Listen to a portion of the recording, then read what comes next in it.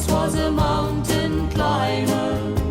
He once was a soldier tall. His back is bent and twisted from the burden of it all. When he looks at what he's got, he cannot understand his lot. He feels nothing for the loving humankind. Hello, I just wanted to pop in and talk about one of my favourite folk groups, which is the Fivepenny Piece.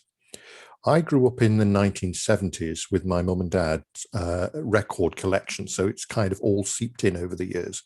And the Fivepenny Piece were a big favourite. Now, the Fivepenny Piece, for those who are unaware, came from the Ashton-under-Lyne Staley Bridge area of Manchester, or Tameside, just outside of Manchester. And they were massive in the 1970s. They had their own TV series, they had top-selling albums, and they sold out concert halls all over the country. So, you know, they were really big. And then they kind of faded from view. But I want to put them back in the spotlight because I think they're really, really good. And this was their first ever album in 1972, which was just simply called the Fivepenny Piece. Now, the Fivepenny Piece were made up of siblings, which was George and Colin Radcliffe, and Linda and John Meeks, along with their friend Eddie Crotty. Now, Colin and John were the songwriters of the group, and Eddie was a master raconteur, and Linda really was the voice of the group. Linda had got absolutely superb folk voice. I think one of the best of that era, and I think she's woefully underrated. So yes, this is the first recording, and it contained a lot of what would become their signature tracks, which is Big Jim, which is a story of a worm, a giant worm used in an angling competition, a comedy song. And Mountain Climber, another fabulous story of a guy in the Pennines, and lots of kind of folk poppy numbers. The Fivepenny Piece were always aptly named because there was two sides to them. There was the ballad side and the look at the characters and the life of the North, and there was the comedy side, which again looked at a similar people, but with more of a comic slant. And yeah, between them, they came up with some fantastic material. So that was their first album. This is their second, if I can kind of work out how to get it on the camera. And this is an album called Making Tracks. They were signed to the EMI label and its subsidiaries, Columbia and One Up, and were managed by the mightily influential Noel Gay organisation, which meant that they were guest stars on many, many big series in the 70s. You know, people like David Nixon, and they were resident on That's Life, the legendary Esther Ranson consumer program. So they got massive exposure, and that brought with it massive sales of records. They were never really a singles group, although they did issue singles, but their albums sold in the hundreds of thousands. They were really, really big. So this is their second album, Making Tracks. There we go. If you're collecting Fivepenny Piece, which I hope some of you are and some of you will. The third album is Songs We Like to Sing. And by this time, they were really developing their sound, you know, the harmonies and the way Linda brought her voice to the entire production. So another great album. They were probably at their best as a live group, and they made 3 live albums in the course of their career. And this one is the first and probably the biggest selling of them all, which is the Fivepenny Piece on stage. Now, if you go to any secondhand record market or secondhand record shop, chances are you'll find some of these Fivepenny Piece albums there because they were such big sellers. So let me take you through the cover and tell you who they are. That's Eddie Crotty there, who's really the comedy man of the group. I mean, a great musician, but he was quite a character and brought a lot of the comedy to the group. George, who played the bass, he was again a character. Linda, fabulous Linda, vocalist extraordinaire, and the 2 songwriters, Colin Radcliffe and John Meeks. John, an excellent singer in his own right as well. So they made up the group, and there was an unofficial sixth, which was Phil Barlow. I don't know if his photograph's not on there. Knocker Phil Barlow, as they called him, who was the drummer, who was an unofficial sixth member. So yeah, they sold out concert halls everywhere. But these early live albums were recorded at the Broad Oak Hotel, which is where they started rehearsing and started their career. A lot of great tracks on that. Wish You Were Here. Oh, there's a picture of Phil Knocker Barlow. Can we see that? That's Phil Barlow. There we go. And yeah, wonderful track about Staley Bridge Station on that one. But their magnum opus, probably their greatest achievement in records, was King Cotton. This was released in 1976, their biggest selling album. It got to number 9 in the national album charts on the back of, I think, the residency on That's Life, and contains some of their most wonderful songs. The title track, King Cotton itself, a beautiful song about the rise and fall of the Lancashire cotton mills. There's also Watercolour Morning, which is one of their most radio-friendly tracks, certainly, one of the most sing-along tracks. What else have we got on here? Where There's Muck There's Brass, a great comedy song there. Yeah, lots of stuff on there. Check that out. What have we next? Oh, Telling Tales. Wonderful album, Telling Tales. Oh, and on Telling Tales, check out Miss Nightingale. Absolutely fabulous number about a retired teacher. Again, these ballads are so beautiful. The second live album, again from the Broad Oak Hotel, Ashton-under-Lyne, On Stage Again.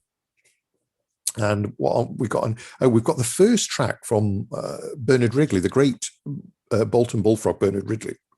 Supplied many songs for them in their later career, and the first of them is on here, Our Bill and the Concrete Mixer. We've got a live version of Miss Nightingale, yeah. Oh, and a lovely version of Ewan McCall's Dirty Old Town. Yeah, great record, that one. Both sides of Fivepenny Piece. As I've indicated to you, there were two sides to this group. There was the serious ballad and songs about characters of the North side. And there was also the comedy side, which again took a similar viewpoint and made it comedy. And this one, of course, has the wonderful track, which is actually entitled City of Manchester, tribute to home turf there. Now, as the group were, I suppose, struggling with the changing moods of the record buying public, they tried new things, and this album is, I think, if you can see this, if it can, are we? Yes, I think it's focused in on that. It's called Peddlers of Songs, and it is an album of pure pop songs, actually. The comedy's gone from this one, but there's some wonderful songs. Simon Gavin, which John and Colin wrote. Union Silver, about mining life.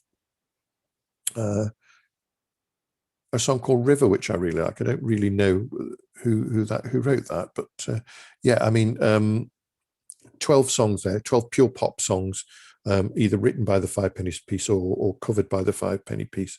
One of my favorite albums. It's really good.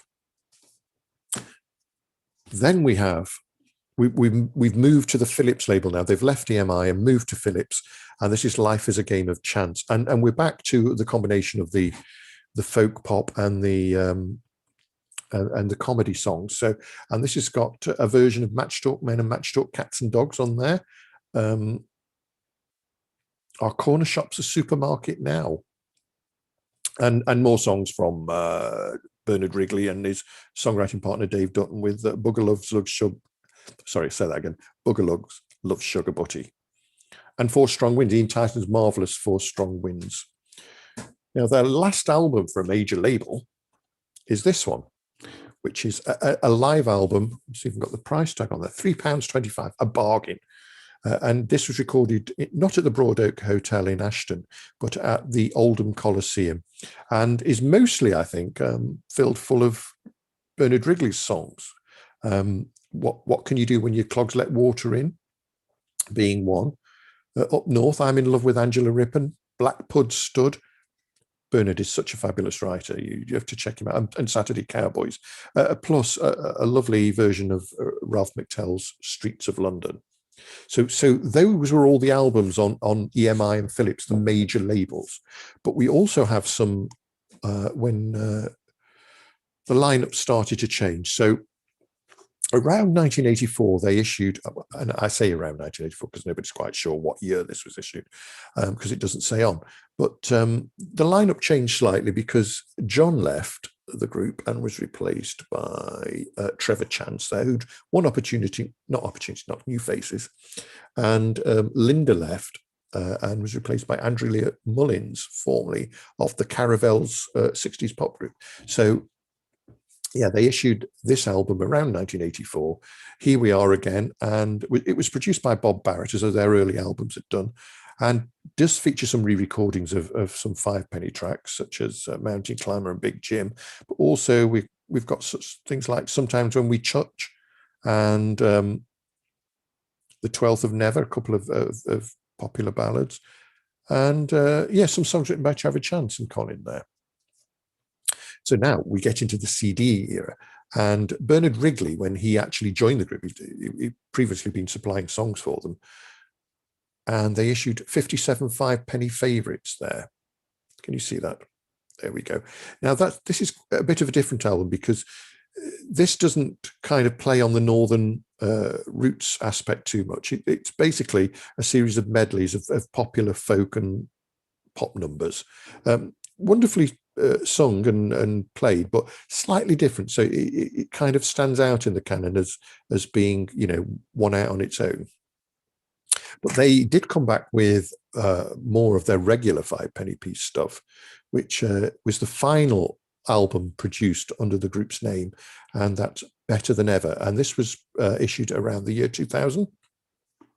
And there are a few re-recordings of Where There's Mother's Brass, but there's also some great folk songs as well, such as Manchester Rambler, Wild Rover, The Water Is Wide, and Lord of the Dance, and one I particularly like, which I think is a Horton Weaver's song, which is called The Minstrel. So that's quite a rare one to find now, Better Than Ever. Now, if you want to collect the 5-penny piece, a lot of these records didn't make it to CD, but there are compilations available. The most common one is probably the best of the 5-penny piece, which has 24 tracks on. And then they followed it up with this 5-penny piece, The Collection.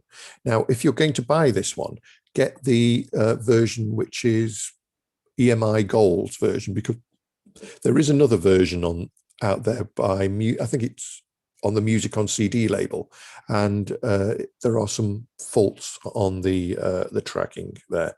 So make sure that if you buy one, it's the EMI Gold version of this you buy. And the only other record I want to point out is a tribute record, really, which is this one, which is Dora Bryan sings the 5-penny piece. Dora was one of our greatest actresses, comedy actresses, and musical theatre stars. Sadly left us a few years ago, but she in 1977 recorded this entire album of Dora Bryan Sings 5-penny piece, and it's got, I don't know if you can see, loads of wonderful tracks, 5-penny piece tracks, and she interprets them as only she can, really. So again, a lot of these are getting quite rare now. I mean, particularly the later ones, which probably didn't sell as much, that one and that one. And this one seems to be the hardest to find at the moment. The one I like the best, I think, which is Peddlers of Songs. So get out there, get tracking them down. Now, if you do like the 5-penny piece, there is a new website that me and another fan called Dean Carroll have started, which is called 5-penny Piece Memories. And you can find that, look below, the description below, and you'll find the web address, and also an associated Facebook page where we post things about 5-penny piece and discoveries and what have you. So if you're unfamiliar with Fivepenny Piece, go and check them out. And if you do remember them, then maybe some of these albums that I've showed you bring back some memories. So hopefully you'll continue to enjoy the Fivepenny Piece, and music will still be around for a while yet. Okay, take care. It's a watercolor morning, get your paint box and your paper while the sun comes round. Don't make a sound. By the fence across the meadow, there's a rabbit gently playing by the waterside. No time to hide, no time to hide.